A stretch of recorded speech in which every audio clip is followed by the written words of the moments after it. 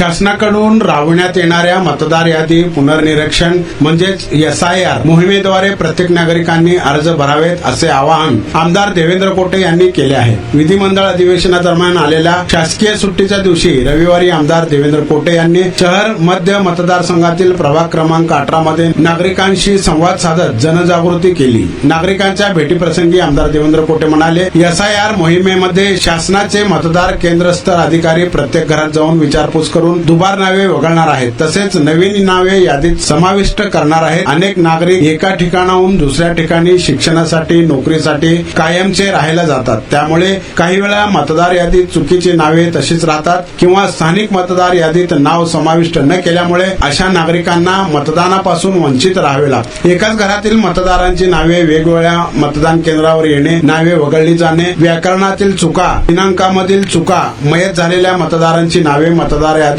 तशीच राहणे यामुळे मतदार यादीमध्ये अनेक चुका आढळून येत आहेत। या चुका दुरुस्त करण्यासाठी मतदार यादी पुनर्निरीक्षण मोहीम शासनाकडून राबवण्यात येत आहे। या मोहिमेत नागरिकांना मदत करण्यासाठी भाजपाचे जबाबदार कार्यकर्तेही यात सहभागी होणार आहेत। SIR मोहिमेतील अर्ज भरल्यानंतरच नागरिकांची नावे मतदार यादीत समाविष्ट होणार आहेत। जे मतदार नियमितपणे मतदान करतात त्यांचे देखील नाव अंतिम मतदार यादीत येण्यासाठी हा अर्ज भरणे आवश्यक आहे। त्यामुळे नागरिकांनी SIRचा अर्ज भरावा आणि स्वतःचे आणि कुटुंबातील सर्वांची नावे मतदार यादीत येण्यासाठी शासनास सहकार्य करावे असे आवाहनही आमदार देवेंद्र कोटे यांनी याप्रसंगी केले आहे।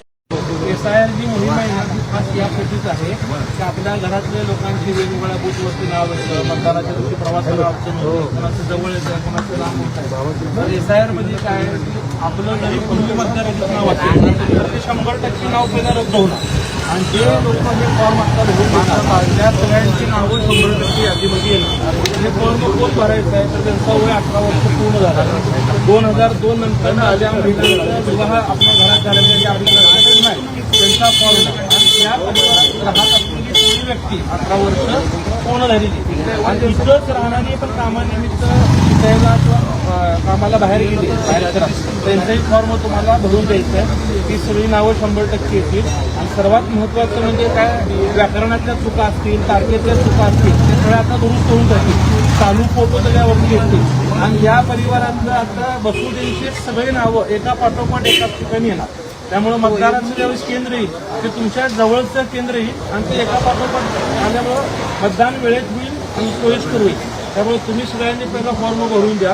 तुमचे जे सगळे शेजारी आहेत त्यांना तुम्ही आवर्जून सांगा, तुमच्या नातेवाईकांना सांगा, म्हणजे आपण दिलेले घेतलेले जेवढे का आपले पाहुणे रावले, तुमचा जर कुठला फॅमिली ग्रुप असेल तो तुम्ही आता गारमेंट व्यवसायाशी निगडीत आहात तुमच्या सगळ्या व्यवसाय बंधूंना पण सांगा। अजूनही लोकांना याच्याबद्दलची माहिती नाही आहे, त्यामुळं आजपासून आम्ही रिक्षा वगैरे अनाउन्समेंट चालू करणार आहेत आणि हे आपले BLO आहेत, जे शासकीय अधिकारी आहेत, महेंद्रकरांना आपले BLO 2 पक्षाचे हे सगळे तुम्हाला